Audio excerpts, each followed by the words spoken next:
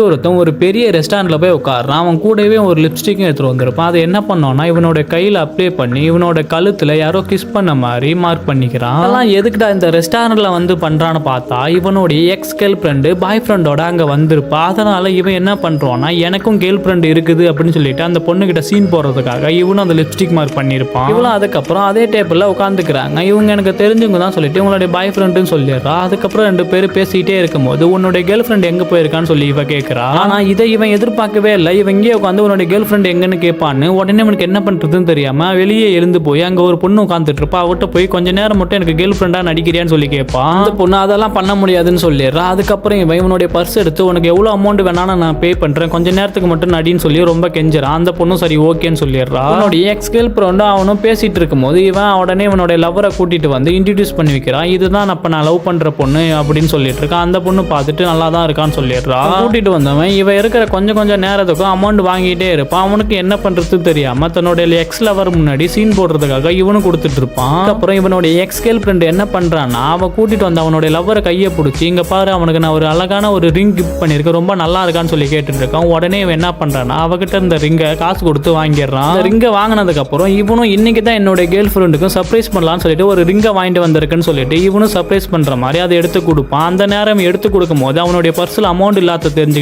இவ உடனே அங்கிருந்து எழுந்து போயிடுறா. இவனுக்கு அந்த டைம்ல என்ன பண்றதுன்னு தெரியாம ஏன் இப்போ உடனே கிளம்புற அப்படின்னு சொல்லி கேட்கறான். அவங்ககிட்ட காசே முடிஞ்சு போச்சு, இங்க இருந்தா நான் என்ன பண்ண போறேன்னு சொல்லிட்டு அந்த பொண்ணு கிளம்பிடுறா. அதுக்கப்புறம் இவனுக்கு என்ன பண்றதுன்னே தெரியல. அவனோட எக்ஸ் கேர்ள் ஃப்ரெண்ட் முன்னாடி கெத்தா இருக்கலாம்னு பார்த்தா இப்படி அசிங்கப்படுத்திட்டு போயிடுவா. கொஞ்ச நேரத்துல இவங்களுக்குள்ள என்னமோ சண்டை நடக்குது. என்னடான்னு பார்த்தா அவனும் அங்கிருந்து எழுந்து போற ட்ரை பண்ணிட்டு இருக்கான். இவளும் வெயிட் பண்ணி என்ன ஆச்சுன்னு சொல்லி கேட்டுட்டே இருக்கா. கூட வந்த இவளுடைய லவர் உடனே அவன் போட்ட ரிங்க கழட்டி கொடுன்னு சொல்லிட்டு வாங்கிட்டு அங்கிருந்து கிளம்பிடுறான். அதுக்கப்புறம் தான் ஒரு விஷயம் புரியுது, இவளும் அவனை பணம் கொடுத்து தான் கூட்டிட்டு வந்திருப்பான்னு.